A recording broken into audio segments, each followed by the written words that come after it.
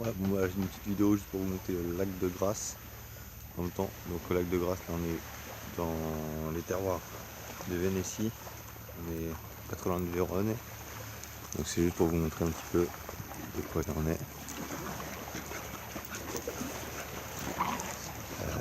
Voilà, sinon qu'est-ce que je voulais dire? Je voulais expliquer un petit peu ce qui s'est passé hier, avant-hier et encore avant-hier.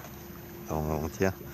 Donc j'étais sur les terroirs entre la frontière de, de la Slovénie et de l'Italie. Au tout départ, j'étais sur des sols un petit peu plus ferrugineux qui s'appelaient Karso, ou Kars en slovène. Puisqu'il faut savoir que sur ces deux frontières, donc c'est une grande région qu'on appelle la Podavie, si je ne me trompe pas. On a trois sous-régions qui sont toutes les trois frontalières avec l'Italie et qui ont donc un nom italien et un nom slovène. Donc la première où j'étais, c'était chez Chotar, et donc c'était sur les terroirs de Karso ou Kars en Slovène. Donc des terroirs plus ferrugineux, des terroirs de,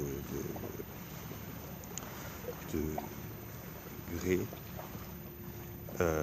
des terroirs qui donnent des vins plutôt structurés selon le cépage, si je puis dire, comme par exemple le,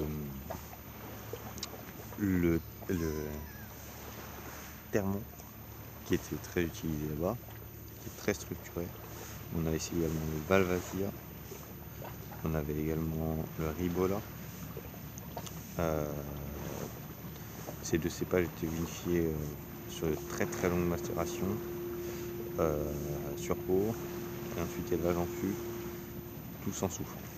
Donc, je vous explique pas ce que ça donnait. Ça donnait des grosses structures au niveau des vins, et ce style un petit peu sans souffle, un peu nature. Voilà. Ensuite, j'ai poursuivi cette aventure. Donc, je suis passé juste avant en Slovénie, je suis passé dans le nord, je suis passé à Maribor, là où il y avait les plus vieilles vignes de plus de 500 ans. Le cépage, je crois que c'était Radvoka ou quelque chose comme ça. Je suis également, disons que j'ai poursuivi cette journée avec la découverte de Burda. Donc Burda, c'est l'appellation Collioure, une des plus belles appellations la plus belle appellation de Frioul, puisque c'est là qu'on retrouve tous les producteurs quasiment. Donc sur cette appellation, on retrouve Brandouline, que j'ai pu faire un petit producteur qui produit du vin sympathique, un peu classique, avec des cépages un petit peu internationaux, dans un style par exemple Pinot Gris, Pinot Blanc. J'ai pu aussi goûter son Ribola, bon, qui n'avait rien de très surprenant, si je puis dire.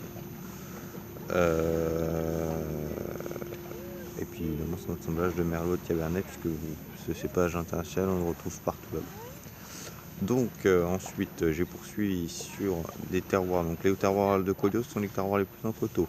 Ils se trouvent entre la mer Adriatique d'un côté et une montagne de l'autre.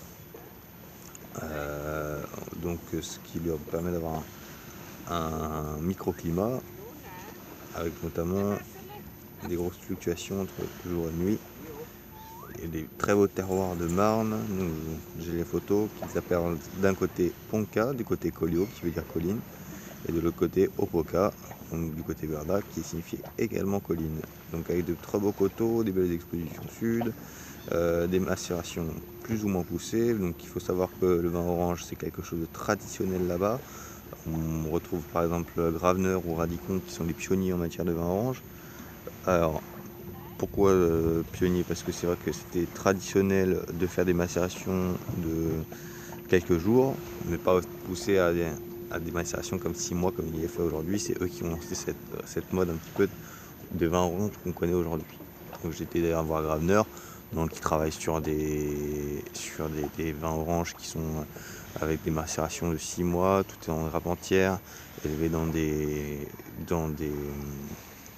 énormes amphores sous terre qui ont été cherchés en Géorgie. Le tout avec des cépages, donc Ribolla principalement, qui est élevé en biodynamie, où ils ont créé un ruisseau pour redonner vie à leur terroir, où ils recherchent la biodiversité. Donc voilà, côté très poussé. J'étais ensuite, donc j'ai oublié de vous dire, donc côté slovène, bon, il faut dire que c'est la même appellation, donc je peux passer de l'un à l'autre. J'étais chez Marianne Simčić.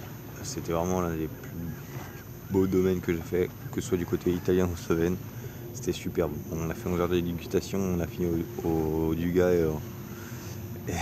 et au Denis Mortet, mais on a fait goûter des vieux millésimes, on s'est fait plaisir.